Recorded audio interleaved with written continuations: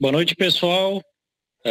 Bem-vindos a mais uma reunião de estudos fornecida pelo grupo de revisores, né, da equipe regional do eBird de Santa Catarina.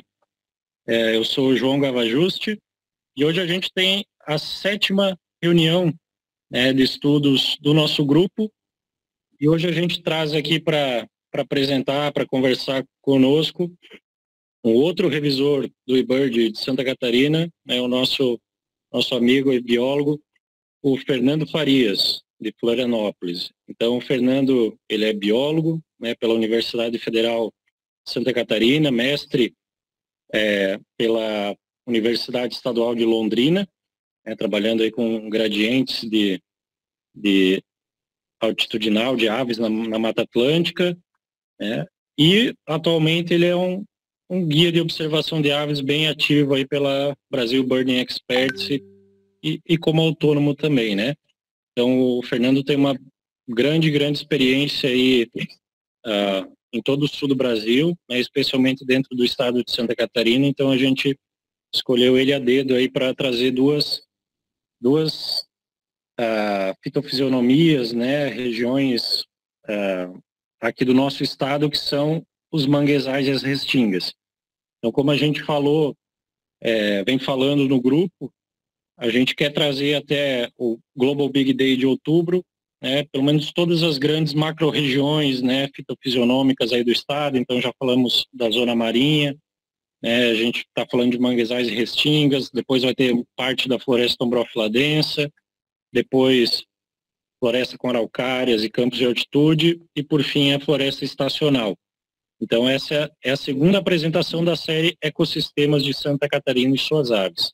Então, para a gente não se estender muito, e o nosso amigo Fernando fazer as honras, né? Fernando, bem-vindo, né? Tu já é da casa, então não precisamos de muitas delongas. Fica à vontade aí, tá? E muito obrigado pelo teu tempo e pela tua disponibilidade de apresentar e compartilhar conhecimento. Beleza, valeu aí, João. Boa noite, pessoal. Pô, finalmente estou em casa aí por um período mais longo, aí estou podendo participar ativamente agora das reuniões, né? Não pude participar anteriormente das reuniões, então eu até dei uma falada com o João, não sei exatamente como está sendo a pegada das apresentações, né?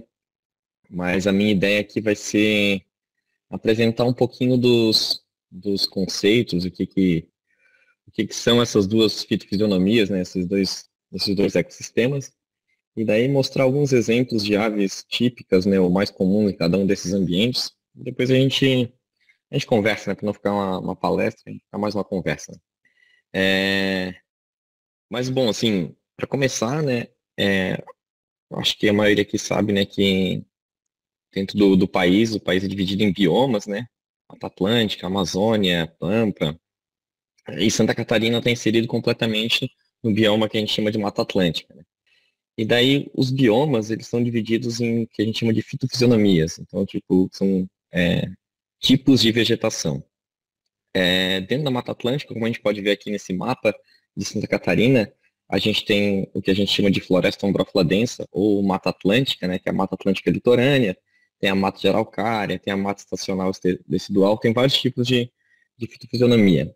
E por todo o litoral do Brasil, né, desde o Rio Grande do Sul até o Amapá, a gente tem esses ecossistemas que são conhecidos como vegetações pioneiras, vegetação litorânea, ecossistema pioneiro, que são os manguezais e restingas.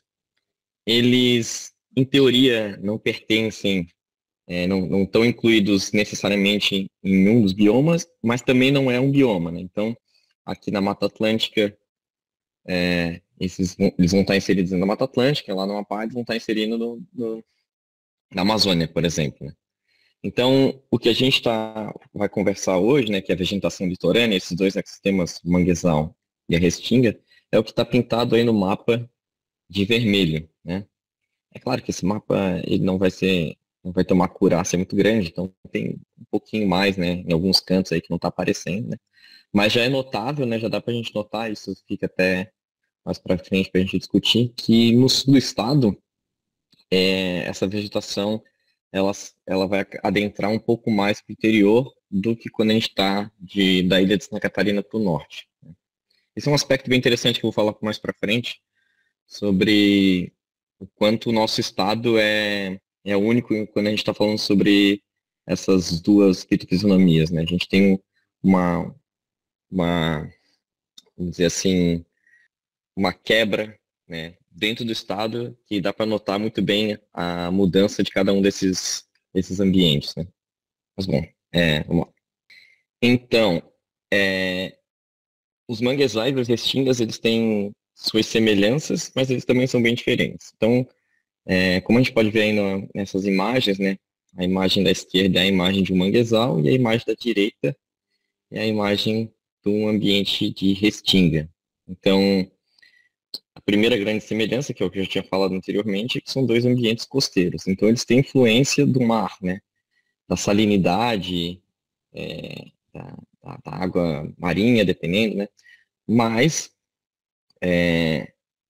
eles também têm grandes diferenças. Então, o manguezal, ele tem a influência realmente da maré, então a água do mar, ele adentra no manguezal e alaga periodicamente esse ambiente. Ele é um ambiente predominantemente florestal e de solo lodoso, né, que é, bom, quem já veio para o manguezal sabe como é que é, o cheiro até da matéria orgânica. E a gente vai encontrar o manguezal não somente no litoral, mas em áreas de baía, onde o mar é manso, vamos dizer assim. Dificilmente encontra-se manguezal em área onde o mar é mais revolto. Aí vai ter uma quebra na vegetação ali nas dunas e a gente vai encontrar a restinga. Então a restinga, ela também tem influência marinha, né? Mas a influência marinha da restinga é mais da salinidade, então da maresia. Não tem influência da maré. A água do mar não adentra na restinga. E a grande diferença, né, que é a mais notável, é o solo, né? Então, enquanto o solo da floresta, né, de terra, de barro, o solo do manguezal é de lodo e o solo da restinga é o solo arenoso. Isso vai ser a característica que vai mais marcar o que a gente chama de restinga, que é o solo. Tá? Além disso, ela não é um ambiente unicamente florestal, né? Inclusive, a restinga é um ecossistema que, na verdade, é um complexo de ecossistemas, né? Quem já estudou um pouquinho de botânica, ou já conversou com botânico, sabe que tem uma porção de conceitos diferentes do que pode ser chamado restinga, né? Mas, de um modo geral, a gente aceita, assim, esse complexo de ecossistemas que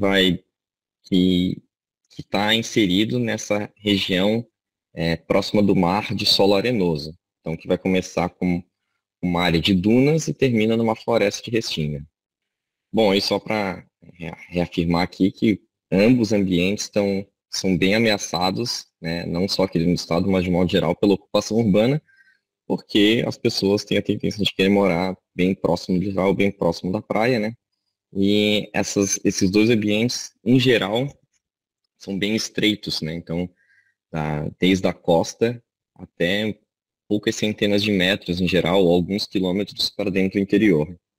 Então, primeiro vamos falar um pouquinho do manguezal, né? Então, o manguezal é um tipo de ecossistema, de ambiente que está espalhado pelo mundo todo, não somente no Brasil, especialmente em áreas tropicais, tá? Então, só não tem no continente europeu e aqui no Brasil, ele vai desde o extremo norte até Santa Catarina. Então, o limite austral, então o limite mais ao sul de manguezais no continente americano e em todo o Oceano Atlântico fica em Santa Catarina, no município de Laguna. É o limite sul dos manguezais. E o manguezal, ele é um ambiente florestal e comparado com outros ambientes florestais aqui do Brasil, né, se a gente for pensar em Mata Atlântica, relativamente pobre em espécies. Né? Então, devido, né, a essa necessidade de uma adaptação extrema para resistir à alta salinidade, né, e o alagamento periódico. Então, existem 3 espécies no Brasil, né, São um pouco mais, não é muito mais do que isso no resto do mundo, né? Mas em geral, aqui no Brasil, em Santa Catarina, são 3 espécies de mangue que a gente encontra no manguezal. Inclusive, não sei se todo mundo sabe, né? Mas a floresta, né? O ambiente se chama manguezal por causa que é um aglomerado de mangue. O nome da planta, né? O nome das árvores que estão no manguezal é mangue, então um monte de mangue, manguezal. Bom, então são 3 espécies, né? O mangue branco, o mangue vermelho e o mangue preto. Então talvez quando a gente bota no Google, vai procurar imagem de mangue alguma vez, o mais clássico é esse aqui de baixo. Não sei se aparece o mouse, aparece para vocês, né? Então esse aqui de baixo central é o mangue vermelho, que tem essa raiz aérea bem característica, né? E essa aí é a espécie que vai estar nas áreas que tem o maior alagamento, às vezes mais de metro de água diariamente. Em lugares mais tropicais, mais ao norte do Brasil, o mangue vermelho ele acaba se tornando uma árvore de grande porte, com mais de 15 metros. Mas aqui em Santa Catarina, né, em função do clima um pouco mais subtropical, em geral são árvores pequenas, que ficam com menos de 5 metros. No canto superior esquerdo, então, o mangue branco, que ocupa as áreas um pouco de menos água, né, um pouco menos salinidade, e até nas partes mais arenosas, onde o mangue vai começar a encontrar, vai ter contato com a outra vegetação que vai estar próxima, né, pode ser uma floresta paludosa, pode ser Mata Atlântica, né, e no canto superior direito, o mangue preto, que aqui em Santa Catarina costuma ser a espécie predominante na parte central do manguezal, né? Então na parte no core do manguezal, e é a espécie que vai ter o maior porte, né? Que a gente vai conseguir encontrar aí com seus 10 metros e tal. O mangue preto e o mangue branco, ele tem aquelas raízes pneumatóforas, não sei se dá para ver bem aqui nessa imagem, né? Então esse primeiro aqui da esquerda é o mangue preto, ele é mais vertical, com um formato mais parecido com uma árvore, e tem essas raizinhas aqui embaixo que ajudam ele a respirar. Esse aqui, a segunda imagem, o Rhizophora mangli, é o mangue vermelho, que tem essas raízes aéreas, e o terceiro aqui, o C. laguncularia racemosa, é o mangue branco. Né? Então o ambiente do manguezal é um ambiente pobre em número de espécies, mas muito importante, não só como, né, bem famoso, né? Todo mundo ouve isso como berçário da vida marinha, e também como um ambiente que protege o ambiente terrestre do ambiente marinho, né? De ressacas. Bom, quem é de Joinville ou de Florianópolis sabe muito bem como é que o que acontece nas marés altas de Cisígia, nos lugares onde a gente ocupou o manguezal, né? Fica tudo alagado. Aqui uma imagem de Floripa, só para vocês verem, né? A parte central do manguezal normalmente é ocupada pelo mangue preto, que são essas árvores mais altas. E aqui, 2 imagens, eu fiquei procurando de outros lugares, mas eu encontrei as 2 imagens aqui de Floripa. Que um fato interessante e também de ameaça para os manguezais, né? Que muitas cidades no Brasil, como Florianópolis, Recife, Rio de Janeiro, Vitória, tem bastante manguezal, e os manguezais acabaram sendo ocupados, né? E daí resistiram alguns fragmentos, alguns pedaços de manguezal. E essa imagem aqui da direita, que é o manguezal de Itacurubi, é considerado o segundo maior manguezal urbano do Brasil. E não é muito grande, não. E o manguezal aqui da esquerda, também em Florianópolis, é o manguezal da Resex Marinha do Pirajubaé. E essa imagem é um pouco mais animadora, é um pedaço do manguezal da Baía da Babitonga, que é a baía que contempla os municípios de Joinville, Garuva e São Francisco do Sul. Então, essa imagem aqui é interessante, porque tu consegue ver nessa área mais plana, vamos dizer assim, esse verde claro mais homogêneo é o manguezal, e aqui onde está um pouco mais heterogêneo, já sem influência da maré, é onde a gente tem já alguma floresta, né? Que a gente pode chamar de floresta quaternária, dependendo, pode ser uma floresta restinga, aí que é um pouco diferente. Aqui mais uma imagem, né? O, do manguezal do mangue vermelho, né? Então, mostrando bem o impacto, né? A diferença que tem as marés no manguezal, né? Aqui no sul do Brasil, a variação da maré ela não é tão grande quanto no Nordeste, né? Aqui varia em torno de 1 metro, mais ou menos. Mas em outros lugares a variação é bem grande. E essas plantas estão muito adaptadas a isso, com essas raízes enormes, faz com que elas possam respirar, mesmo debaixo d'água. E daí, já começando a falar sobre as aves, a gente tem aquelas aves que vão ocupar o ambiente florestal do manguezal, então vão se alimentar dentro da mata, né, do que a gente chama de manguezal, e vai ter um grupo de espécies que vão se alimentar, né, vão usar essa planície lodosa do manguezal, que diariamente fica sem água, e daí é onde eles vão poder caçar os invertebrados, caranguejos e etc. E um primeiro exemplo aqui já bem interessante, de ave bem típica do manguezal aqui no nosso país é o savacu de coroa, né, que é especializado em comer caranguejos de manguezal. É uma ave noturna. Essa foto aí eu bati em Floripa. E, e um fato interessante é que no Brasil ele é exclusivo de manguezais, a gente só encontra ele em manguezal, ele come caranguejo de manguezal, raramente vai encontrar em outro tipo de ambiente, mas como a gente pode ver aí nesse mapa que eu printei do eBird, na América Central e América do Norte, ele acaba ocupando outros tipos de ambientes mais interioranos, né, que vão ter caranguejo também, mas não necessariamente manguezal. Então vocês vão ver, já eu estou mostrando aqui algumas espécies típicas, que o manguezal ele tem as suas espécies vegetais, que são exclusivas, mas não tem nenhuma espécie de ave, né, que é exclusiva de manguezal, né. Esse aqui é único em manguezal no Brasil, mas não fora.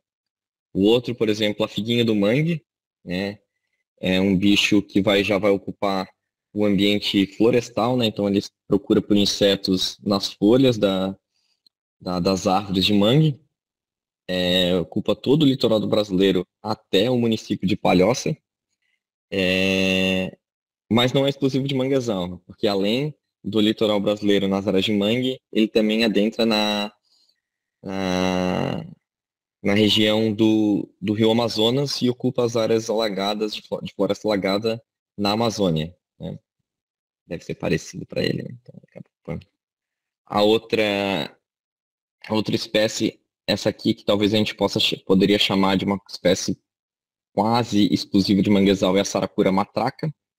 Então essa foto, inclusive, dá para ver que o bicho está dentro do manguezal, né? Tem as raízes pneumatóforas aí em volta. Ela também tem o seu limite ao sul, combinando com o limite dos manguezais, né? Então o limite sul dessa espécie no Brasil e no mundo, né, é no município de Laguna.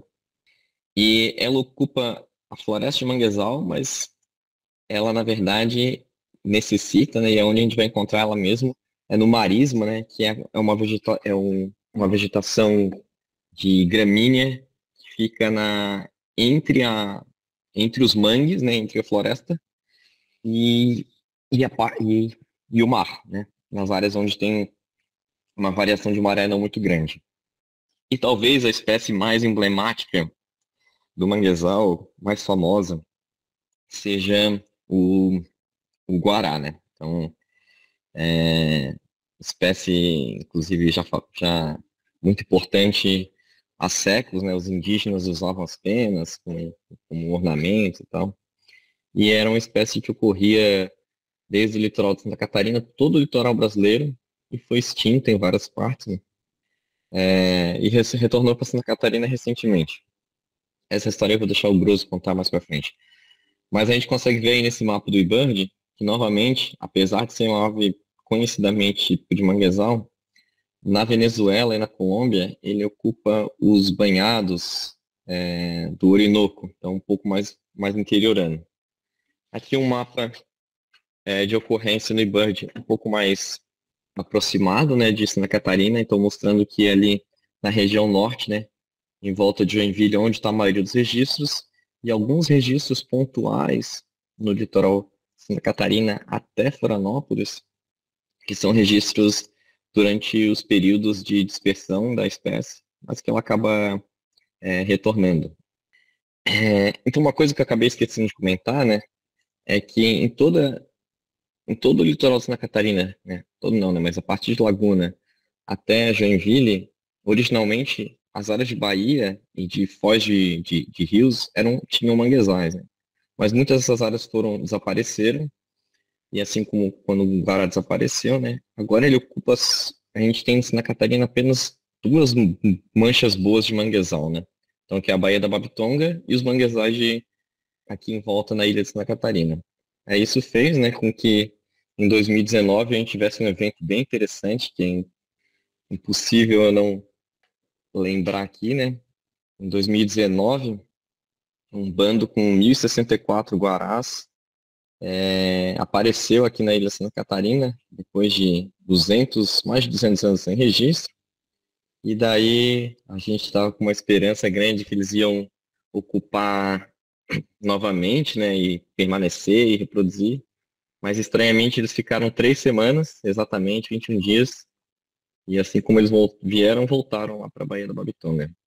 Ainda estamos na expectativa do retorno em definitivo dos guarás, né, mas provavelmente essa lacuna de manguezais saudáveis entre Florianópolis e Joinville seja um impeditivo para esse aumento da população de guará, assim, no sentido sul. Bom, agora falando um pouco sobre a restinga, né, eu já tinha comentado anteriormente que é também um ambiente costeiro com influência da salinidade, mas que não tem a influência da maré.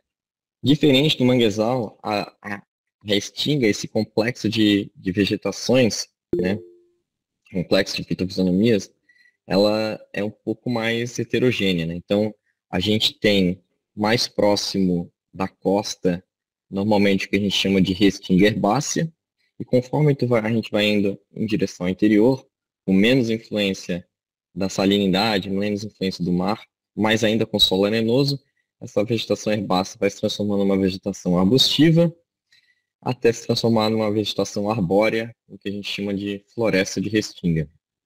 O que é bem fácil de confundir, e há sempre discussões do que o que ainda é a floresta de restinga e o que já é a floresta atlântica, né? A restinga, inclusive, é muito interessante, existem, não existem tantas espécies vegetais que são absolutamente exclusivas da restinga. Muita coisa que a gente encontra na restinga, a gente vai encontrar também na encosta da floresta atlântica, mas que são apenas miniaturas. É muito interessante, a gente consegue notar isso aqui na ilha de Santa Catarina. Então tem espécies que estão ali na restinga arbustiva, que são plantas de 2 metros, 1,5 metro de altura, e quando tu vai para a encosta, tu vai encontrar a mesma espécie com 15, 20 metros de altura. Então, deixando claro assim que a gente está dentro do mesmo bioma e que o que faz com que aquelas espécies sejam daquele jeito é o ambiente hostil, né, de alta salinidade e solo pobre em nutrientes. Então, quando a gente está próximo, o mais próximo da costa, a gente tem esse ambiente chamado restinga herbácea. Essa é uma foto aérea do Parque Municipal das Dunas da Lagoa da Conceição. Então, esse é um ambiente, é uma visão geral do que a gente chama de restinga herbácea, né? Então, com alguns pedaços de dunas expostas e plantas pequenas, né? Então, herbáceas, né? E aqui à esquerda eu botei um exemplo de uma orquídea comum em todos os ambientes de restinga herbácea aqui de Santa Catarina, que é a Epidendrum fulgens. Não sei se tem nome popular para ela. Então, algumas espécies de aves que a gente encontra nessa parte da restinga, que a gente chama de restinga herbácea, né? É uma bem interessante, tem uma distribuição bem curiosa, é o curriqueiro, né? Essa foto, inclusive, foi ali nas dunas da lagoa, né? ele ocupa em Santa Catarina só essas áreas de restinga herbácea e de dunas exposta, né? Então tem que ter um pouco de areia exposta. Mas como dá para notar aqui no mapa, né, vai indo em direção ao sul, no sul do Rio Grande do Sul e no Uruguai, ele já ocupa o interior, e assim como toda a Patagônia e nos Andes, né? Então tem um aspecto parecido com as dunas, né, com a restinga. O dragão, que é uma espécie, a gente pode dizer que é uma espécie de ambientes mais alagados, né, banhados e brechas, mas que também é bem comum de encontrar nas áreas de dunas de restinga herbácea. Sabiá do campo, uma espécie distribuída pelo Brasil todo, mas em geral em Santa Catarina, nas áreas de restinga e de dunas, ele vai estar presente. Andorinha morena, né, uma espécie não muito comum aqui no estado, mas na minha experiência, os lugares que a gente encontra mais elas vai ser nas áreas de dunas, de restinga herbácea, Laguna, Imbituba, Araranguá, né? Não é, como eu falei, assim, nenhuma dessas espécies é exclusiva desse tipo de ambiente, mas são as mais interessantes. O beija-flor de garganta verde, né, que também ocorre em vários lugares no Brasil, mas quando a gente está nesse tipo de ambiente, às vezes é a única espécie. Poderia listar talvez o besourinho de bico vermelho, o beija-flor dourado, mas são poucas espécies de beija-flor que ocupam esse tipo de ambiente. Aí a gente vai adentrando, né, um pouco, vai indo mais para longe do mar, a vegetação vai crescendo um pouco, né, e a gente já tem uma vegetação que a gente chama de restinga arbustiva, né, que vão ser de pequenos arbustos até arvoretas de 5 metros. Né. Então, ainda é um ambiente com uma vegetação bem densa, é bem difícil de andar dentro dessa vegetação se não tiver trilhas marcadas. Essa plantinha aí de cima é a camarinha, que é uma planta comum nesse tipo de ambiente, um frutinho comestível, bem interessante e pouco conhecida. Então, uma das espécies, né, que, novamente, não ocorre exatamente, né, ou unicamente nesse tipo de ambiente, ela ocorre também nas áreas de floresta quaternária, mas que é bem comum de encontrar na restinga arbustiva ou arbórea, é a saíra sapucaia, espécie endêmica do Brasil e encontrada apenas nas áreas costeiras. É uma espécie ameaçada e não muito fácil de encontrar. O tia-sangue também, que até pode se encontrar um pouco mais para o interior, mas uma espécie mais típica da floresta litorânea, né? E bem comum, né, nas áreas de restinga. Né? Alguns lugares um pouco menos, por causa de um passado de capturas, mas ainda assim é uma espécie bem típica desse tipo de ambiente. O tucão, né, dá para listar também no mesmo gênero a guaracava de barriga amarela, mas o tucão é bem comum nas áreas desse tipo de ambiente, assim, quando a restinga ainda não é uma floresta. E o aracuã escamoso, né, que é uma espécie endêmica do Brasil, endêmica do sul do Brasil, só tem nos 3 estados do sul, litoral de Santa Catarina, litoral do Paraná, e no Rio Grande do Sul ele vai um pouquinho mais para o interior, né? E até ocorre nos bordas de floresta e tal, mas ele gosta de áreas com a floresta um pouco mais baixa, então é bem comum de encontrar as áreas de restinga. E daí, como a região assim, mais para o interior, mais climática, a gente tem o que a gente chama de restinga arbórea. E aqui é que eu lembro na universidade que começa mais discussões, né, do que é restinga, o que não é restinga. Então, às vezes, existe esse ambiente chamado restinga arbórea, que vai de áreas florestais com árvores de 5 até 15 metros de altura. Né? Então, com bastante epífita, né, bastante bromélia, mas diferente do que a gente encontra na encosta, aqui a gente ainda vai encontrar o solo arenoso como uma coisa bem notável. Né? Dentro do que a gente chama de ecossistema de restinga, ainda tem as florestas paludosas, elas vão ser alagáveis com bastante bromélia no solo, que é o que a gente encontra lá no norte do estado, por exemplo, na reserva Volta Velha. Né? Mas aquilo lá a gente já pode deixar para uma apresentação que fosse falar das florestas de Baixada mesmo. Um ambiente um pouquinho diferente. Bom, então, como o próprio nome diz, a Maria da Restinga é um elemento bem interessante desse tipo de ambiente. Não só desse tipo de ambiente, né? Até porque a gente encontra na encosta, né? Até uns 500, 600 metros de altitude. Mas com certeza nas florestas de Baixada e nas florestas de Restinga é onde ela vai ser mais comum. A rendeira, né, que também está espalhada em vários lugares do Brasil, na Amazônia, mas nas áreas de Restinga arbustiva arbórea é provavelmente o, o piprídeo mais comum, quando não é o único, né, mas é bem comum. Charozinho de asa vermelha também, que segue esse mesmo padrão, assim, encontrado na encosta, nas florestas de quaternárias, né, floresta de Baixada, e também nas florestas de Restinga. Capitão de Saíra, outra ave interessante, que a gente encontra também na encosta, na floresta atlântica, e daí vai encontrar também nas florestas de Restinga. Então dá para perceber, né, que a floresta de Restinga, ela tem elementos muito parecidos do que a gente chama da floresta de encosta, né, a floresta atlântica, tanto vegetais quanto de aves, né? Então não deixa de ser uma área de transição. Pica-pau de cabeça amarela, mesma coisa. E aqui, como um, um último exemplo, eu trouxe essa espécie que é,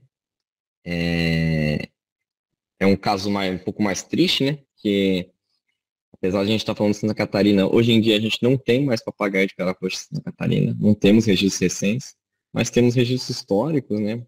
Que ele ocupava o litoral de Santa Catarina até o município de Araranguá. Então, tem relatos de navegadores que passavam aqui pela ilha de Santa Catarina que, que contam, sim, que era uma ave provavelmente abundante. Então, ele é uma ave que hoje a gente encontra só no litoral do Paraná e litoral sul de São Paulo e que ocupa as áreas de floresta de restinga e dessa que a gente chama de floresta de baixada, que é um pouquinho diferente, né? E até ocupa eventualmente a encosta, né? Mas ele é super ameaçado por isso, porque ele está nesses ambientes que são bem ameaçados pela ocupação urbana, né? Hoje a gente não tem registros recentes, mas quem sabe no futuro próximo, né? Como dá para ver ali aqui no mapa, né? Essa linha pontilhada aqui, não sei se dá para ver bem, né? É a divisa entre Santa Catarina e o Paraná, e é ali onde começa o primeiro quadradinho roxo, né? Ou seja, os registros mais próximos ali, está muito próximo da divisa de Santa Catarina com o Paraná. Então, eu digo que é só uma questão de tempo a gente consegue começar a ter novos registros na região do litoral norte, entre Itapoá e Garuva, até porque, felizmente, tem um projeto que trabalha com essa espécie no litoral do Paraná e que está tendo sucesso né, com as caixas ninho, né, e com a manutenção da população, né. E quem sabe, né, um dia a gente não consiga fazer uma reintrodução em algum lugar aqui de Santa Catarina para ajudar no retorno dessa espécie. Então, esses foram só alguns exemplos, né, que eu trouxe, né, para não ficar aqui maçante, só ficar passando espécie, né, mas obviamente tem muito mais coisa em cada um desses ambientes, né. E como vocês notaram, eu só falei rapidamente sobre como no sul do estado esses ambientes litorâneos, né, essa vegetação pioneira, lá vai um pouco mais para o interior, né? E porque eu acho que isso merece uma apresentação única, né? Esse ambiente que a gente encontra de Laguna, pro sul mais para o sul, né? Até a divisa com o Rio Grande do Sul, onde essa vegetação pioneira, né? Essa vegetação litorânea de dunas, de restinga, ela também vai proporcionar aquelas áreas de banhados bem grandes, onde a gente encontra espécies como paperi, amarelinho do junco. Então é uma outra gama de espécies bem distinta das áreas de restinga que eu comentei. É isso. É isso então, Fernando? Acho que sim, né? Vamos lá. Vamos Beleza. conversar agora. Acho que tu quer mais trocar ideia com a galera mesmo, né? A gente Vamos estava ver. conversando, eu e o Fernando, então ele quis trazer esse formato de um negócio mais rápido, bem mais sucinto, para a gente trocar ideia mesmo. Então a gente vai puxar algumas discussões aqui, né? Tem uma pergunta aqui do Paulo também, já para a gente falar um pouquinho. Acho que é interessante para a gente entender as composições atuais de aves, é importante a gente também entender a história desses ambientes. Então, o Paulo pergunta aqui, e por exemplo, na Europa, onde não tem manguezal, o que substitui nessas áreas de baía, né, de estuário, né? E aí o Fernando Paludo já trouxe aí uma resposta mais sucinta, que são as marismas, né? E aí, não sei se o Fernando quer falar um pouquinho, eu também posso contribuir depois, mas temos essa troca de ambientes, né? Uhum. Cara, eu não sei exatamente como é que funciona lá na Europa, mas assim, é, tem vários lugares, mesmo em ambientes tropicais, que a gente não tem manguezal, né? Até por causa da conformação, né, da geografia do local, né? Então tem áreas, mesmo aqui no Brasil, em que a encosta chega perto do mar, né? Como, por exemplo, quem já foi para a região do Rio de Janeiro, do litoral do Rio de Janeiro, ali a floresta encosta no mar, né? Então ali já encosta, tá na praia já é floresta. Em outros lugares desérticos também não vai ter por essa questão, né? Então vai ter um outro tipo de vegetação lá. Então a restinga é uma coisa bem aqui, né? Bem do que a gente chama aqui de restinga, né? Aqui do Brasil, da América do Sul. Mas o manguezal tem pelo mundo todo, só que ele vai ter em ambiente tropical, né? Então na Europa ele não tem manguezal por lá por causa de uma questão climática mesmo, né? Mas eu não sei exatamente o que tipo de vegetação vai ter lá na Europa. Certo, acho que eu posso contribuir um pouco. Manda. Existe isso que o Fernando falou sobre essa questão do estado de Santa Catarina ser interessante em termos biogeográficos e de ecossistemas, né, lá no começo do manguezal e tal, porque aqui em Santa Catarina a gente tem uma grande região de ecótono, né, de zonas climáticas, né, então regiões subtropicais, e temperadas, então isso reflete muito na questão das fitofisionomias, dos ambientes. Como ele falou bem, mostrou bem, a gente tem uma predominância de manguezais até Laguna. Ao sul de Laguna, a gente vai ter outro tipo de vegetação que é mais predominante, que são as marismas. Então, as marismas são basicamente comunidades de plantas, né, dominadas por algumas poucas espécies que são halófitas, né, ou seja, espécies com alta tolerância à salinidade. Então, tem essa substituição. Por isso que na Europa, onde o ambiente bem temperado, frio, a gente tem uma predominância grande de marismas, né, de capinzais úmidos, né, os salt marshes. Então, são áreas que ocupam essa função do manguezal aqui, estão nas áreas mais mansas, né, mas por conta de limitantes geográficos, como o Fernando falou, e questões climáticas, e até de gradientes de salinidade, né, são substituídos por marismas. Então tem uma coisa que é bem legal também aqui no litoral sul, e isso está ficando cada vez mais comprovado, né, que é a tropicalização do litoral. Então os manguezais estão avançando sobre algumas áreas onde eram marismas.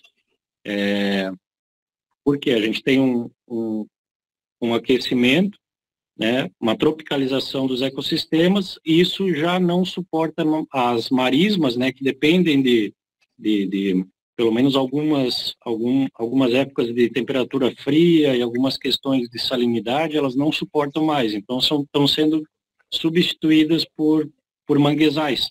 Então existe uma tropicalização, beleza? Então, na Europa, Paulo, é substituído por marismas, tá? São aqueles banhados, quem já foi lá no local da Sanã Cinza lá, são aquelas coisas, aqueles capinzais salinos, né, salobros, beleza? Eu até só ia complementar assim, né, quem já foi na Lagoa do Peixe sabe bem que o João tá falando, né? Então lá, a Lagoa do Peixe, ela é um ambiente salino, né? Aquela lagoa não é de água doce. E não tem manguezal lá, o que a gente tem são esses marismas, então aquela vegetação de gramíneas até de alto porte. Vai chegar ali o quê? 1,5 m de altura, talvez? As mais altas? Por aí. Pouco menos, talvez. Exato. E que fica nesse lugar, nessa área onde tem alguns lugares com influência de maré e outros lugares com influência de maré que não é diária, né? Que é o que a gente vê lá na Lagoa do Peixe, né? Então é um negócio mais anual. Mas é aquilo ali, entendeu? Não tem manguezal. É grama, vamos dizer assim. Exato. E outra coisa que eu queria chamar a atenção para a gente discutir, viram que o Fernando trouxe alguns exemplos de espécies, né, que são típicas, mas notaram que ele trouxe poucas, ele não, isso é do ambiente, do ecossistema. Viram que existem poucas espécies endêmicas, né, ou muito restritas a esses ambientes. Já imaginaram por que nessas áreas litorâneas, como as restingas, marismas e manguezais, a gente tem poucas áreas aves endêmicas? Então, numa fração de poucos quilômetros, tu entra numa encosta, tu já tem dezenas de espécies, né, que são típicas e endêmicas, né, de áreas florestais de encosta. E quando a gente vai para esses ambientes litorâneos, a gente tem um endemismo baixíssimo. Por que será que a gente tem esse padrão no litoral, principalmente aqui? O Fernando falou, seria porque são ambientes muito dinâmicos? Também, Exatamente. exatamente. São ambientes bem difíceis para organismos viverem, né? Então pode ver que tem poucas plantas, manguezais tem 3 espécies, marismas tem poucas espécies também, né? As restingas são mais diversas por conta de um menor gradiente de salinidade, mas por outra coisa, são ambientes muito recentes geologicamente falando. Então as restingas são ambientes que surgiram aí há menos de 10 mil anos, são de origem holocênicas. Então pensem que as aves são organismos que demoram muito tempo para evoluir, né? Milhares, milhões de anos, né? Então, 2 limitantes bem grandes para a falta de endemismos nessas áreas litorâneas é o dinamismo deles, a grande dificuldade de vertebrados viverem nessas áreas, né? Isso para marisma, por exemplo, é muito, muito, muito evidente, né? A gente tem cerca de 6 espécies no mundo inteiro que são endêmicos de marismas, né? E nenhuma de manguezal, aqui no Brasil, por exemplo. E a restinga a gente tem quase nada. Tem aquela subespécie de Formicivora serrana, né? Lá do Rio de Janeiro. E as outras não tem nada. Então são ambientes muito recentes, beleza? O que explica essa baixa taxa de endemismo, né? Fernando Palumbo quer falar um pouquinho? Não, complementando um pouco isso, né, que eu estudo geografia, né, e a gente estuda muito sobre glaciações e tal. E a gente sabe que nos últimos milhares de anos, por causa dessas glaciações, o nível do mar variou muito, assim. Em alguns momentos ele subiu bastante, outros ele caiu bastante. Então, pensa, né, esse ambiente que depende, que está ali na costa, subiu um pouco o mar, ele é encoberto. Então, se tinha algum bicho que estava se especializando ali, não vai ter mais, porque o ambiente vai desaparecer. E sim, é uma janela de tempo muito rápida, milhares de anos já muda tudo. Então, imaginei que seria por isso mesmo, que não chega a dar tempo para alguma espécie ficar exclusiva desse local, porque desaparece. Respondendo ali a pergunta do Paulo, ele perguntou que é uma espécie que vi comentei uma vez com um biólogo sobre a calenda de 3 rabos. Na Argentina ela mora no interior e aqui em Santa Catarina, na migração, ela vem para a faixa leste. Isso é devido ao ambiente? Sim, cara, isso aí, a calenda de 3 rabos, ela vai seguir o mesmo padrão, né? Ela é uma espécie migratória, né? Mas ela vai seguir o mesmo padrão que eu mostrei ali do corriqueiro, que a gente pode falar para outras espécies, como, por exemplo, migratórias, como o colegial e até o alegrinho treinador, por exemplo. São espécies que na Argentina, elas não ocupam só o litoral, elas ocupam, na verdade, na região da Patagônia, mais o interior, porque tem uma fisionomia, né, uma aparência, né, com a vegetação que a gente tem aqui no litoral. Então, a estepe patagônica é uma região desértica, então são pequenos arbustos espalhados e com áreas de areia exposta. Então, quando o bicho migra para o norte em busca de lugares mais quentes, né, por exemplo, o colegial ele vai vindo para o litoral aí vai vindo para o norte, aí encontra no Uruguai em ambientes parecidos nos Pampas, e quando vai vindo mais para o norte, em Santa Catarina, o interior é de florestas, então que são ambientes que não são propícios para ele. Então ele vai encontrar ambientes parecidos no litoral, né? E é por isso que várias essas espécies ocorrem em Santa Catarina, principalmente até mais ou menos Florianópolis, que é onde é o limite, mais ou menos, né? Falei de laguna, né? Mas mais ou menos o limite sul dos manguezais e mais ou menos o limite norte desses ambientes costeiros, com dunas extensas, com restinga herbácea, né? Então, tem o corriqueiro, né? E é onde a gente chega no inverno, o alegrinho tunador, a calhandra de três rabos. Mas, novamente, não é exclusivo, né? A calhandra de três rabos, por exemplo, ela está ali nos pampas da Argentina e o pessoal encontra no interior de Santa Catarina também. E eu acredito, se eu tivesse que chutar, que 300 anos atrás, quando todo o interior de Santa Catarina era um ambiente florestal, esse bicho devia migrar para Santa Catarina só para o litoral. Agora que a gente modificou muito, ela está em vários outros cantos, né? Mas sim, ela aparece mais no litoral por causa do ambiente e também por causa de uma planta que tem bastante no litoral, né? Principalmente no litoral que ela gosta de se alimentar, que é a aroeira vermelha. Tem muito na restinga, né? Restinga arbustiva tem muita aroeira vermelha. E na época que ela chega aqui, ele tá com frutos. E a calendra gosta bastante de comer os frutinhos da aroeira. Legal, Fernando. Mas alguém, pessoal, quer fazer alguma pergunta? Pedro, fica à vontade. Boa noite aí, pessoal. Bom, eu vejo essa foto do papagaio de cara roxa, me dá uma saudade, assim, né? Porque eu morei em Peruíbe 10 anos e nós temos um dormitório de caras roxas no município vizinho, né? Que é Itanhaém. E eu tive a oportunidade de visitar esse dormitório e realmente é um espetáculo, né, velho? A vez que eu fui, era casal de papagaio chegando de tudo quanto era lado, bicho. Devia ter em torno de mais ou menos uns 450 papagaios. E aquela barulhada lá que só papagaio faz, né?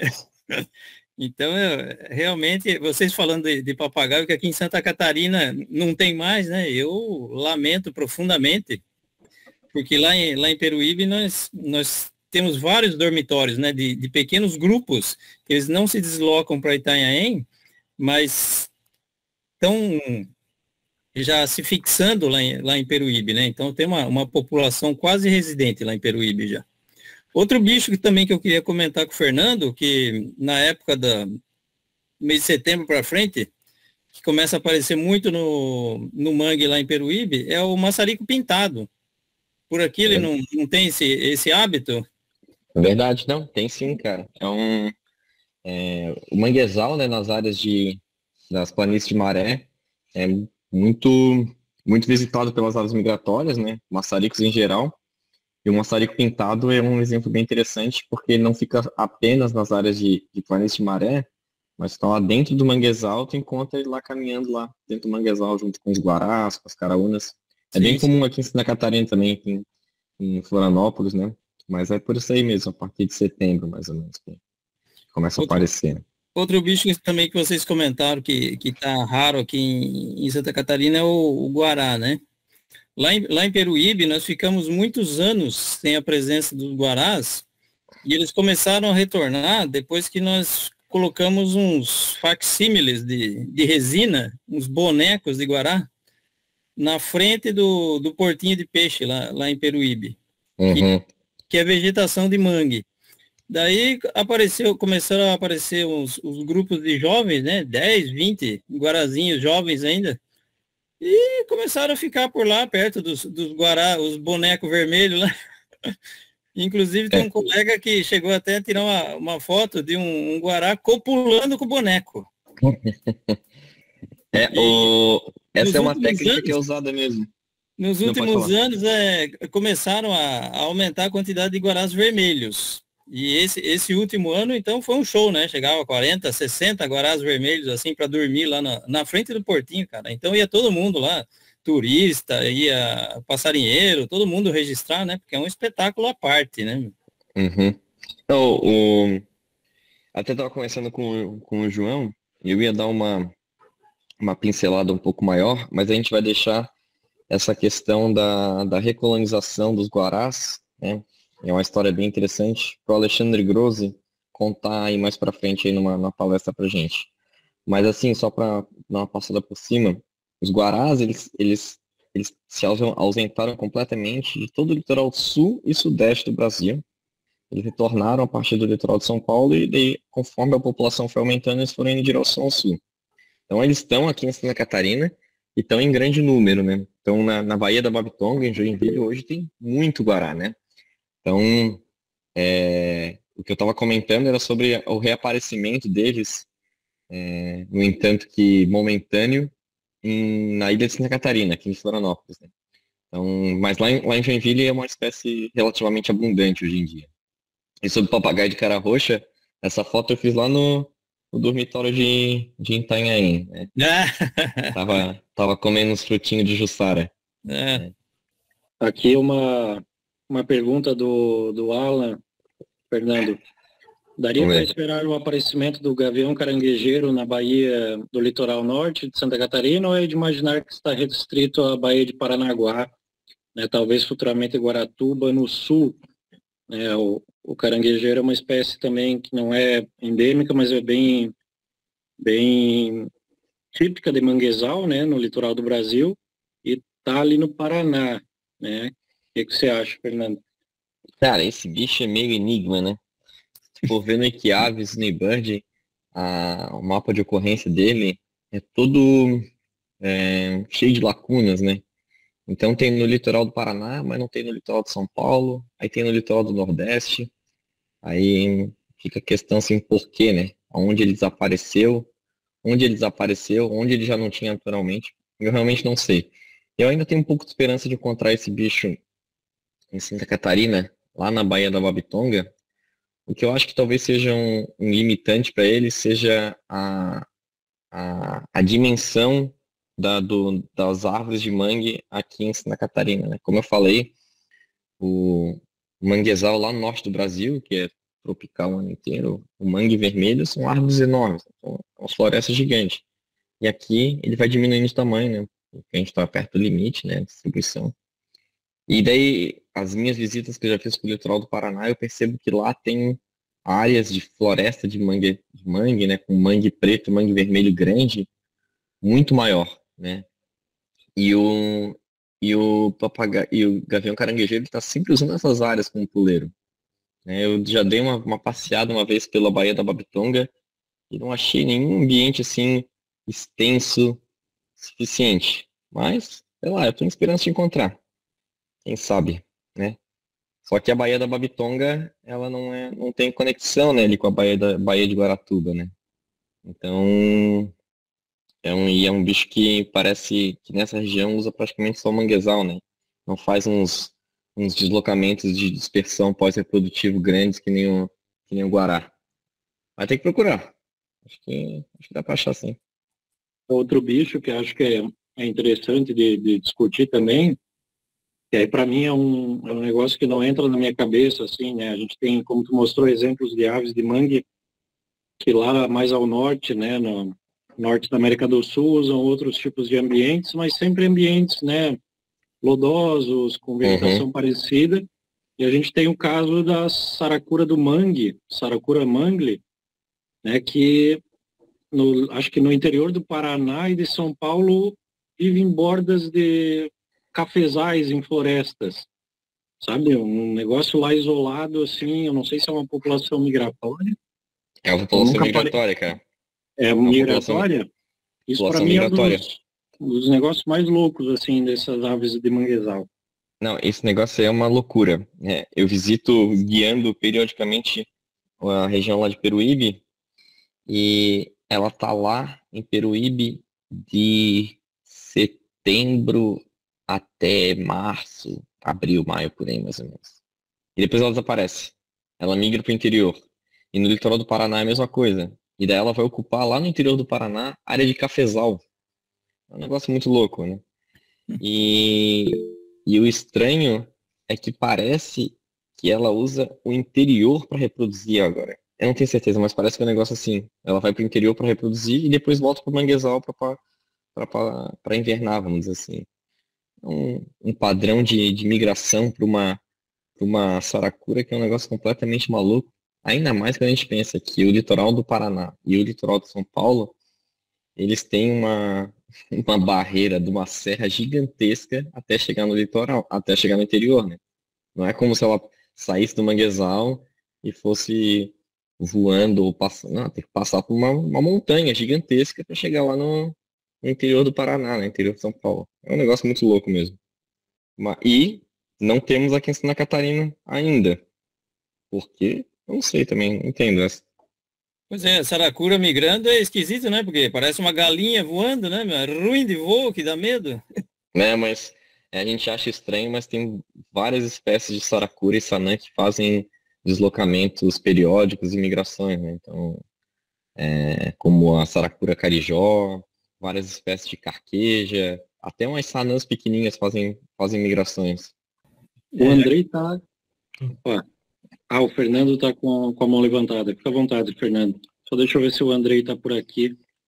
Então, já que comentaram sobre a saracura do mangue, na minha cidade natal, que é Paulatina, no interior do Paraná, a gente, quer dizer, o Matheus, que é outro passarinheiro, descobriu uma população de saracura do mangue num fragmento florestal no meio da área urbana.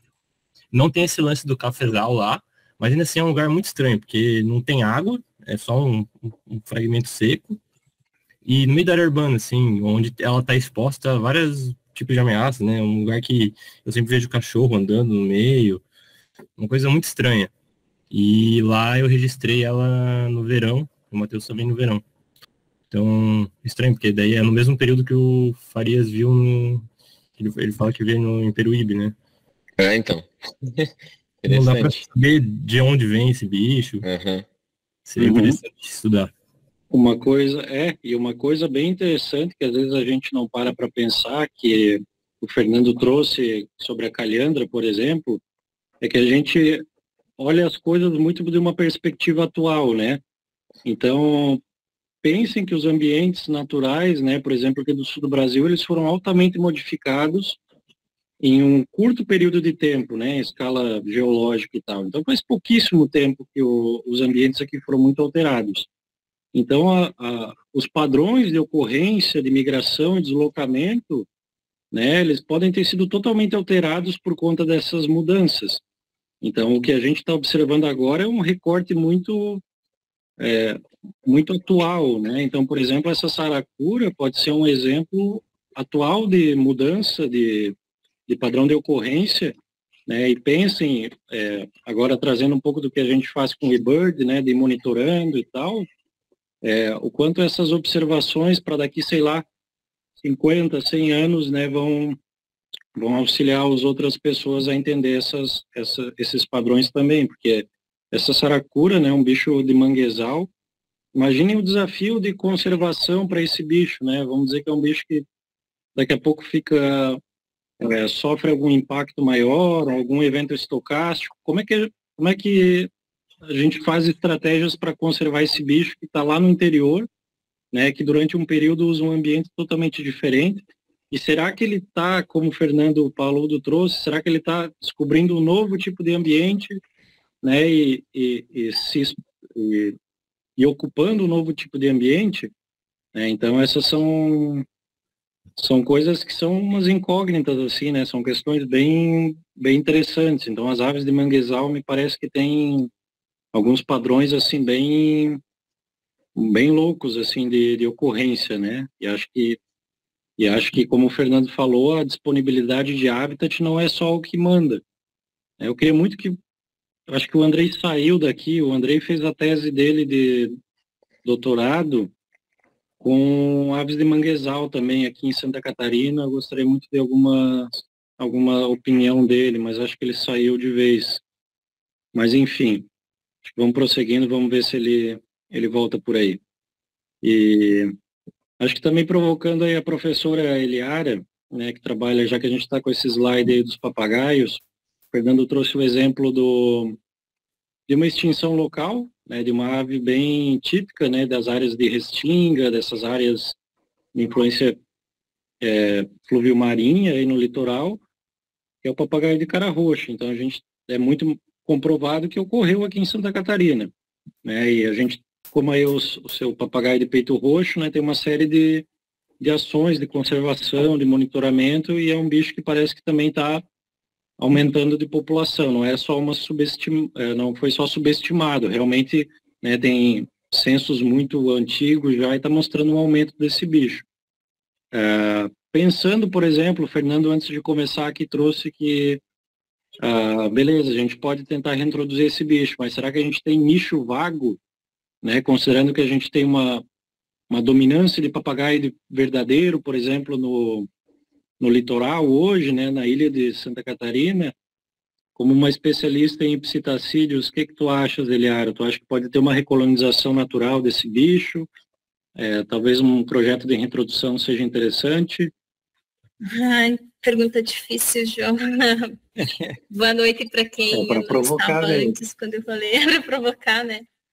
Primeiro que eu realmente, eu acredito que só um projeto de reintrodução, sem trabalhar com criação de unidades de conservação, ou não necessariamente que há necessidade de ser unidade de conservação oficial, mas sem manter as áreas que o bicho utilizava como áreas de conservação, é um tiro no pé, assim, acho que não ajuda muito, não resolve muito. Acho que a gente já tem várias experiências, né, de projetos de reintrodução. Os projetos de reintrodução que têm sucesso, eles são projetos que sempre têm aliado ampliar a área de uso do bicho original. Então, eu acredito que tem potencial para recolonizar, porque são bichos, os pistacídeos, eles não são extremamente exigentes com ambientes que não sejam alterados, né? Relativamente, eles se dão bem, assim, com o ambiente alterado, né? Então, na minha opinião, seria melhor esperar para ver se tem uma recolonização natural e não fazer introdução. Mas, já que eu falei, eu queria comentar uma outra coisa sobre o que vocês conversaram antes, né? Só que não... na verdade, eu não pedi a palavra porque ia falar de outro ambiente e vai ter um momento que vai discutir esse ambiente. Mas a floresta estacional, eu vejo o mesmo padrão que vocês falaram, assim, que foi comentado, né? Que o Fernando Farias falou para Restinga e para os mangues, que não tem espécies que são... típicas ou espécies que são exclusivas, espécies que são endêmicas, né? E aí uma das coisas que eu percebo é pelo fato da floresta estacional em um período do ano perder as folhas, né? Então ela, na verdade, fica um ambiente, várias regiões dela, aqui para o oeste, pelo menos, e com áreas bastante abertas, né? Quando as plantas perdem as folhas, ela fica uma área relativamente aberta. Então, acaba que não tem bicho que é tão especialista ou que é tão... geralmente vão ser bichos que usam áreas alteradas, né? Com algumas poucas exceções. Só para fazer uma relação, assim, com a floresta estacional. Interessante. Estou tentando pensar aqui em algum exemplo de algum bicho que seja exclusivo. Não sei. O que eu acho que acontece, né, em relação à floresta estacional, eu só estou divagando agora, é que existe dentro do bioma cerrado florestas estacionais ou florestas de galeria que tem um aspecto parecido e que daí as espécies de aves que ocupam esses ambientes acabam ocupando também a floresta estacional. Consigo ver exemplos como o irapuru laranja, o estalador, a figuinha. Então eles ocupam esses ambientes, né? Até porque a floresta atlântica na sua porção mais interiorana, né, de contato, né, de ecótono com o cerrado, ela vai ser uma floresta estacional. Floresta estacional semidecidual, floresta estacional decida, vai ser a área de contato com o cerrado. E daí eu acho que isso acaba sendo meio contínuo com as áreas que estão englobadas dentro do bioma cerrado, de floresta de galeria. Aí acaba não sendo exclusivo da floresta estacional, mas esse tipo florestal, vamos dizer assim, né? Talvez tenha alguma coisa que a gente possa englobar nesses tipos florestais. Vocês já interessante. Vocês já estão dando spoiler aí do outro ecossistema, hein? Vamos voltar lá para o papagaio, mas muito legal essa analogia, né, com a floresta também. A gente tem uma série de ambientes, né, e a floresta umbral-fladense acaba se destacando muito, né, por essa questão de endemismo. Mas acho que voltando para a questão do papagaio, dessa questão de recolonização, eu acredito também que tem um potencial de recolonização. Eu acho que a gente vai, ao longo dos próximos anos, aí ver algumas mudanças de padrões de ocorrência de algumas espécies de aves que a gente estava acostumado, né? E eu acredito que o papagaio de cara roxa, o papagaio cara roxa seja uma das espécies que pode descer, né? Acho que, como por exemplo o caso dos guarás lá que foram a Floripa, né? Bateu na trave, mas talvez daqui a pouco tenha um aumento tão grande lá na Baía da Babitonga que eles sejam obrigados a residir aqui no sul mesmo, né? E agora trazendo também um pouquinho da questão dos ambientes, né, e da conservação, Fernando, tu que roda aí por todo o litoral e tal, né, sobre essa questão das aves, talvez o Pedro também, que morou bastante tempo lá em São Paulo, tem os maiores remanescentes aí de restingas bem conservadas, ambientes conectados, né? Quais seriam as maiores pressões, né, que as nossas aves de manguezais e restinga enfrentam atualmente? A gente sabe que tem algumas espécies aí, por exemplo, que estão em lista de espécie ameaçada, né, a nível estadual. Então, a saíra-sapucaia, o tietê-sangue, tem algumas outras de manguezal também, né, saracura matraca, figuinha do mangue. Conta aí pra gente um pouquinho, né, dessas pressões, desses impactos negativos, por favor.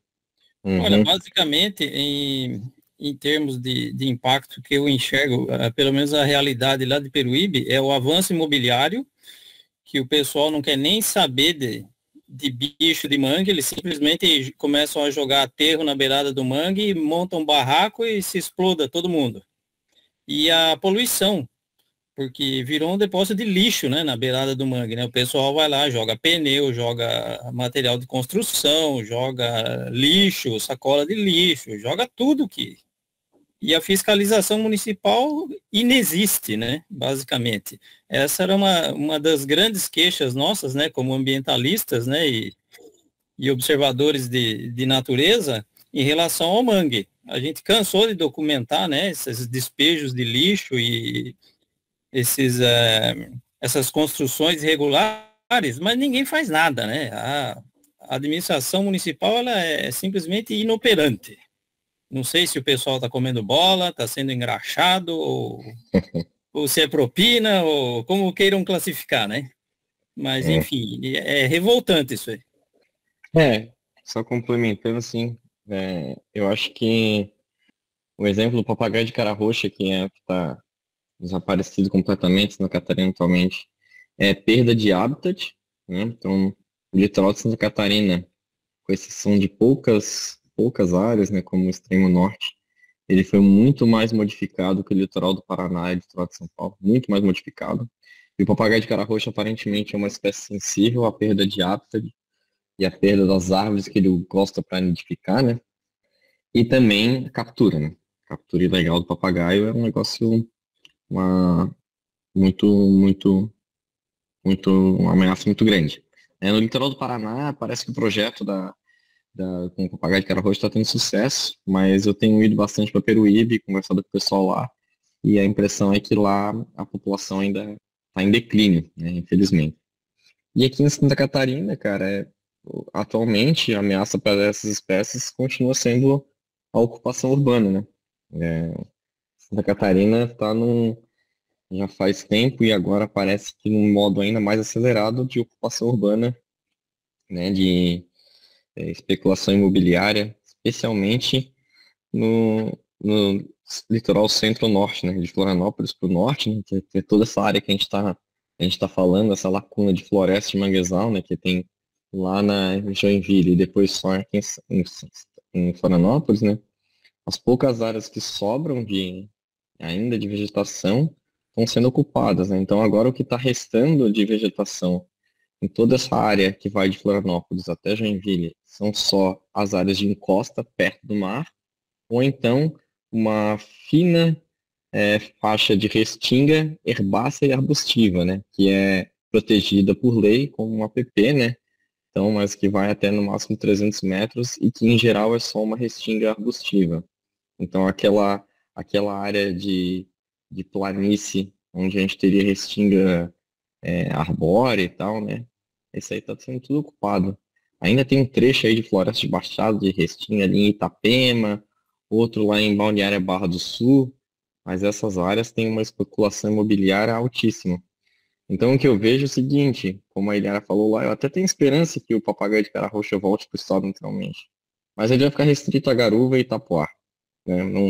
Não tem como esse bicho naturalmente expandir para o sul, porque os ambientes estão muito modificados, né? A gente só tem floresta de encosta praticamente. Então, eu acho que é isso, cara. Ocupação urbana, de um modo que aqui em Santa Catarina é muito danoso, muito diferente do litoral do Paraná e do litoral de São Paulo.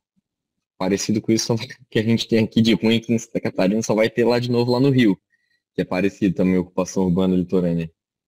Pois é, a gente vê nos mapas, né, até quando sobrevoa, assim, para São Paulo, Rio de Janeiro, pega a região de Lagamar, assim, né, da região Paraná e sul de São Paulo, aí é um extenso contínuo mesmo na planície, né.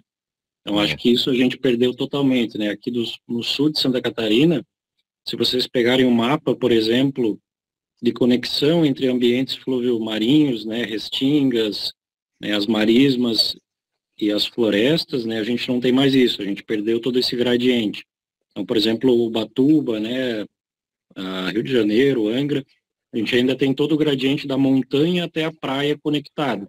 Então, a gente não tem mais isso, por exemplo, no sul de Santa Catarina.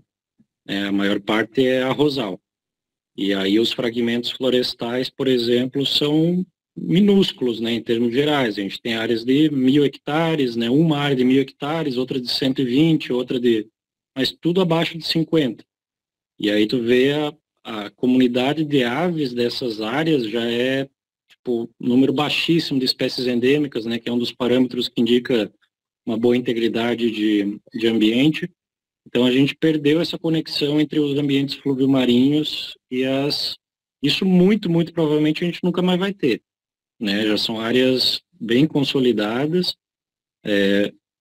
e aí eu ia trazer essa questão que eu vejo por aí, né? A questão de restauração de ambientes, né? De manguezais e tal, mas eu acho que isso fica muito difícil quando tu tem uma expansão que é urbana, né? Que é um negócio que é consolidado e não vai ser demolido nunca mais, né? Ou só por alguma catástrofe aí. Mas então a gente vai ter uma tendência de redução populacional desses bichos, né? Então esses bichos especialistas de manguezal e restinga, a tendência é que a gente cada vez mais, né?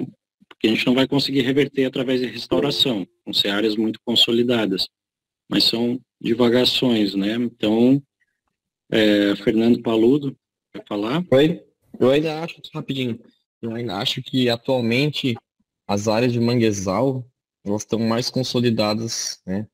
E eu acho que vão permanecer assim, né? Apesar de ainda haver ocupação, né? É uma ocupação um pouco menor, né? Que sabe-se da estupidez ainda maior que ocupar o manguezal, né? Alagamento e tal, né?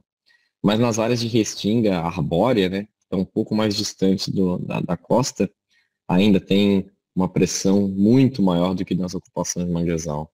A ocupação de manguezal, a gente teve destruição de manguezal durante séculos aqui no estado, mas hoje ela está muito menor, né? Está muito mais estagnada.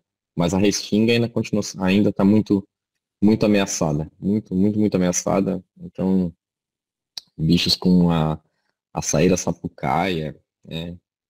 Maria Catarinense não é exatamente um bicho de restinga, né? Mas essa vegetação da da planície costeira, são bichos que estão ameaçados porque esses ambientes é onde todo mundo quer morar, né?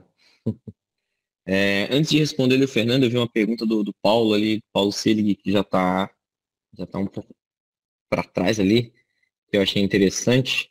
Ele fala o seguinte: os registros de Guaracava de Crista Branca serem mais no litoral é mais por ter mais observadores ou por ser o trajeto dela na migração pelo litoral? Se for o trajeto, é o mesmo motivo da calendra e do colegial? Então, cara, Guaracava de Crista Branca é um caso bem interessante.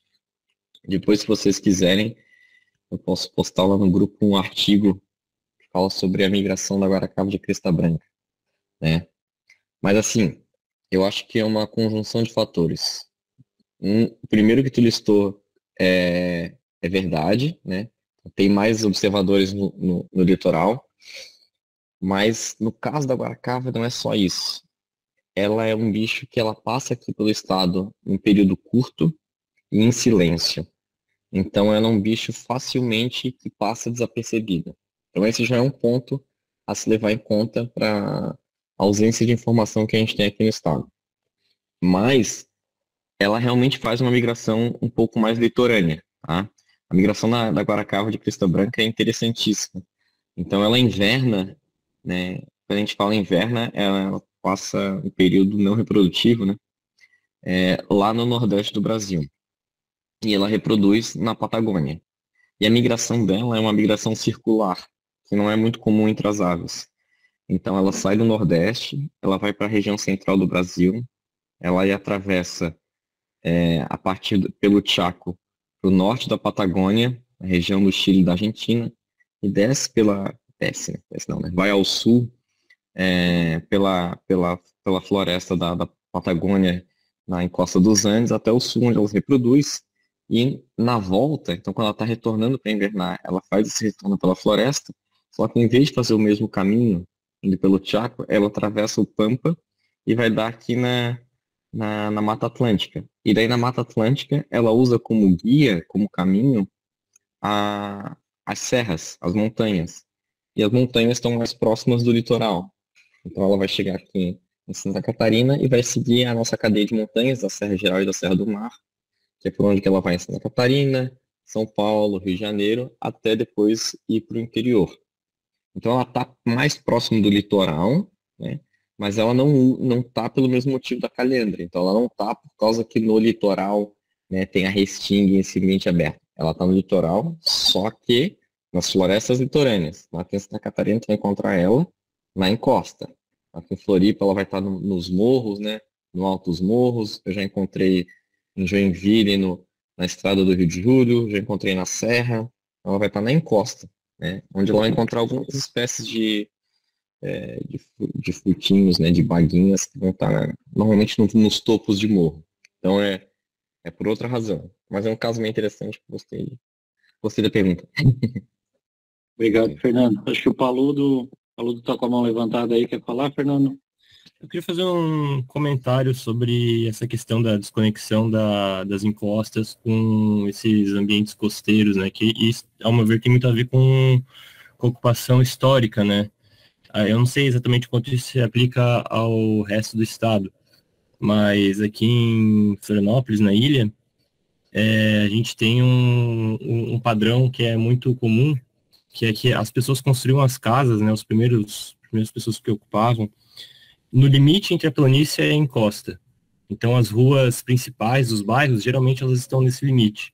Porque ali é um local onde ainda é plano, só que já não é tão úmido quanto a Baixada mesmo, ou também não é tão arenoso quanto a Baixada. Então, o pessoal geralmente estabelecia sua casa ali, e aí cultivava alguma coisa no morro e criava gado na planície, sei lá. Era um esquema mais ou menos assim. E nisso, a urbanização cresceu a partir dessas ruas e cortou totalmente os dois ambientes, né? Então, hoje a gente tem o manguezal de Itacurubi, por exemplo, totalmente cercado de urbanização e separado dos morros. Isso é um problemão, né? Não, assim, acho que as aves ainda conseguem ter uma mobilidade um pouco maior porque elas voam. Mas, por exemplo, aqui em Floripa, recentemente, a gente teve um caso de um graxaim do mato atropelado lá no Campeche, no meio do bairro, provavelmente ele estava transitando entre o Morro do Lampião e uma área de Restinga, algo assim. Então, é um desafio muito grande, porque você perde a conectividade, e como o Farias falou ali também, que na Restinga a gente não tem espécies só da Restinga, né? Elas são espécies que também estão na encosta, isso dificulta a colonização dessas espécies também, né? Pensa que a distância fica maior, os animais não conseguem mais levar sementes. É uma questão que tem que ficar sempre de olho, porque quase não tem mais esses corredores que conectam os dois ambientes. Sim, Paludo, eu acho que a gente perdeu ao longo do tempo várias comunidades de aves, né, e tipos de deslocamentos. O Fernando trabalhou com gradiente altitudinal, sabe muito bem disso, né? Quando tu vai em São Paulo, tu tem macuco, jaó e bichos que são, por exemplo, aqui típicos de montanha e serra, estão no litoral, estão na praia, né? E aqui a gente não tem mais isso. Aqui no sul de Santa Catarina, onde a gente teve uma interrupção quase total dos ambientes fluvio-marinhos e das florestas, né, a gente tem esse padrão muito claro, assim, né, dos bichos presos, né, nas encostas, nas montanhas. É uma diminuição, até isso a gente nunca testou estatisticamente e tal, mas é claro, assim, o padrão de decréscimo até de massa, sabe? Bichos grandes totalmente restritos lá na encosta. Não temos mais tinamídeos, né? Não temos mais grandes cracídeos, psitacídeos de grande porte, rapinantes. Então, os bichos grandes, né, que são geralmente os mais afetados e os que primeiro somem, né, já não adentram nesses ambientes de influência fluvio-marinha, como as restingas, né, e manguezais. Então, acho que a gente acabou perdendo aí para sempre para sempre é muito forte, né? Sabe lá, mas em tempos recentes a gente perdeu totalmente essas conexões, né? Muito provavelmente as comunidades de aves, de restingas e manguezais eram muito diferentes, né? O que a gente vê hoje é um retrato muito atual, né? Um recorte temporal muito recente, né? Então, o Andrei, infelizmente, ele não voltou mais. Eu gostaria muito de ter a opinião dele, porque ele fez um estudo com tamanho de fragmento de manguezal e padrão de riqueza e tal, que é bem legal. Traria algumas ideias também interessantes de discussão. Uma coisa também, Fernando, acho que a gente pode trazer aqui, que não foi falado nas outras discussões, é a importância desses ambientes de influência pluvio-marinha, né, principalmente os manguezais que acumulam sempre bastante água e substrato importante para aves limícolas, né, que é esses ambientes como rotas de migração e de descanso, né, de alimentação para uma série de aves limícolas. Então, é reconhecido internacionalmente, né, a grande importância desses ambientes de influência pluvio-marinha como pit stops, né, para alimentação, né, e descanso de aves limícolas, principalmente ali os caradre, né, as batuíras, maçaricos. Eu acho que aí em Floripa, né, tu tem bastante experiência, Baía da Babitonga também, tu consegue ver isso muito claro, né? Consegue falar um pouquinho pra gente sobre isso? Cara, isso aí é um tema, inclusive, que dá uma discussão de uma noite inteira, que é... Aqui a gente estava falando de manguezal de restinga na parte da vegetação, né? Quando da praia para dentro. Mas existe uma coisa que vem acontecendo, que eu notei aqui em Floripa, mas não é uma coisa exclusiva daqui, né? Do mundo todo, que acontece para as aves costeiras e vinícolas, né? Maçaricos, então, que usam a praia, pode ser a praia lodosa do manguezal ou a praia arenosa, que é uma perda de hábitat com o hábitat continuando lá. Então, quando a gente tem a corte da vegetação, da restinga, do manguezal, da floresta, essa é uma perda de hábitat que é notável. Qualquer um consegue perceber que as aves que estavam lá e que eram florestais perderam o ambiente. Mas para as aves vinícolas há uma perda de hábitat que ela é mais difícil da população em geral notar e mais difícil até de remediar, que é o que acontece aqui em Floripa. As praias continuam lá, elas não foram destruídas. Só que as aves não conseguem mais usar esse ambiente porque as pessoas estão usando diariamente, entendeu? Então, por exemplo, em Florianópolis, quando eu era criança, a grande maioria das praias não era ocupada, o pessoal não usava, não ia para a praia durante o inverno. E algumas das praias mais importantes para as aves, né, que elas usavam de ponto de descanso ou de alimentação, que é a Praia da Daniela e a Praia de Ponta das Canas, elas tinham uma ocupação razoável, né, e só no auge do verão. E daí agora, as pessoas estão lá diariamente e daí as aves não ocupam essas áreas enquanto as pessoas estão lá. Então os bichos estão perdendo esse ambiente, né? Então estão perdendo esse ambiente que continua lá. É um negócio assim até estranho, mas que vem acontecendo, não só em Floripa, mas aqui eu já notei, por exemplo, a região do Pontal da Daniela, ano após ano, vem recebendo menos visitantes, né, de aves, por causa que eles não têm descanso. Eles estão parando ali para descansar, mas as pessoas passam, assustam, cachorro, bicicleta e tal. Então, esses são pontos importantíssimos para esses bichos que às vezes fazem migração de 10 mil quilômetros, né? Por exemplo, o maçarico de papo vermelho. E cada lugar que eles param é importantíssimo para eles conseguirem fazer a próxima parada, né? Se um lugar que eles vão parar, eles não conseguem parar, eles têm que passar no próximo, eles não conseguem parar, eles não vão conseguir se alimentar, não vão conseguir descansar, e daí acabam realmente padecendo dessa migração tão danosa. Então essa é uma perda de ambiente que a gente não está percebendo. Então é um negócio interessante, assim, mas como assim, essas áreas são muito importantes como ponto de parada. As áreas de manguezal ainda continuam existindo em geral, porque o pessoal não quer ficar no manguezal, né, porque é lodo, mas as áreas de praias arenosas tem acontecido isso aqui por Santa Catarina. Isso é bem legal, é um baita paradoxo, né, de conservação, né, que a gente sempre fala, né, a perda de hábitat é o maior dos problemas de competição, mas aí tu não tem uma perda, tu tem uma mudança de padrão de ocupação, né? Então a professora até falou que é uma competição por habitat, né? Não deixa seres de ser. humanos competindo de com... Exato.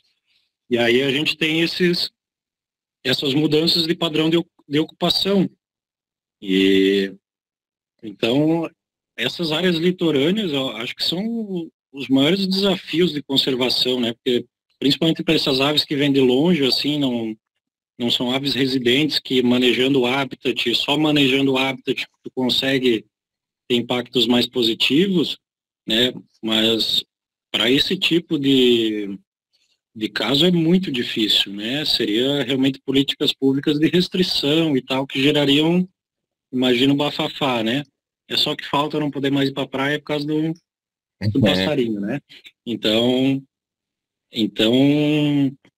mais um motivo aí para a gente seguir monitorando aí com afinco as nossas aves, porque imagina aqueles dados globais de pegada humana, a gente acompanhando isso, né, de maiores ocupações ao longo do tempo em áreas que não eram ocupadas, a gente correlaciona com os padrões de ocupância de aves e provavelmente a gente vai ver essas coisas aí, né? Quanto maior a pegada humana nos ambientes, menor a taxa de ocupação e mudança de ocupação das aves. Então, isso é preocupante também, né? Eu acho que é um ambiente bem difícil de trabalhar com conservação. É bem difícil mesmo com as aves, né? E deixa eu ver mais o que. Pessoal, tem alguém aí que quer falar mais alguma coisa? Quer fazer algum questionamento? Bora aproveitar aí. É importante destacar, né, que a gente não somos os maiores especialistas do mundo, né, em manguezais e restingas, mas eu acho que esse momento é super importante para a gente ir discutindo, colocando as ideias, crescendo, né. Então acho que mais do que só esses dados, né, que a gente encontra em artigos, também essa discussão e essa formação de pensamento aqui dentro do Estado é bem importante, né. Então acho que esse engajamento aí que a gente está conseguindo fazer através dessas conversas é bem interessante, tá surgindo vários padrões, né? Por exemplo, na live passada a gente estava falando de papagaio lá em um ambiente florestal, né? Com outro tipo de estratégia de conservação, de monitoramento, e agora a gente vem para uma área que é totalmente diferente, super dinâmica, muito mais dinâmica, com dinâmicas de migração muito mais fortes e presentes, né, com poucas espécies endêmicas. Então fica aí, acho que cada ambiente, ecossistema que a gente adentrar dentro de Santa Catarina, a gente vai enxergar diferentes padrões de impactos e conservação. Vocês vão ver principalmente o que rola na floresta com araucária e campos de altitude, o desafio de conservação e como os manejos são totalmente diferentes. Acho que isso vai ser muito legal, além das aves, né? Por isso que o Fernando não trouxe muito lá, estou trazendo todas as aves e tal, né?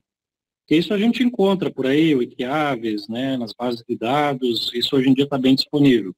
Mas acho que essa troca de ideia, da gente entender o que está acontecendo com os ecossistemas e como isso está refletindo nas aves, né? Acho que é o ouro, assim, é o que a gente vai conseguir sair daqui com, pô, isso realmente acontece, eu nunca tinha pensado nisso, que difícil, como é que a gente consegue, né, monitorar, como é que a gente consegue estudar melhor. Então fica aí também pulgas atrás das orelhas, né. Pessoal, fiquem à vontade, tá? Podem questionar, acho que a gente está chegando a quase 2 horas, né, daqui a pouco também acho que é prudente a gente encerrar para não ficar tão cansativo e a gravação não ficar tão longa, mas aproveitem aí esses minutos finais, tá? E Fernando também, se quiser fazer mais alguma consideração que não fez antes, fica à vontade. O Rafael falou aí, 2 horas vai ser pouco para discutir sobre manejo de campo e floresta com araucária, realmente.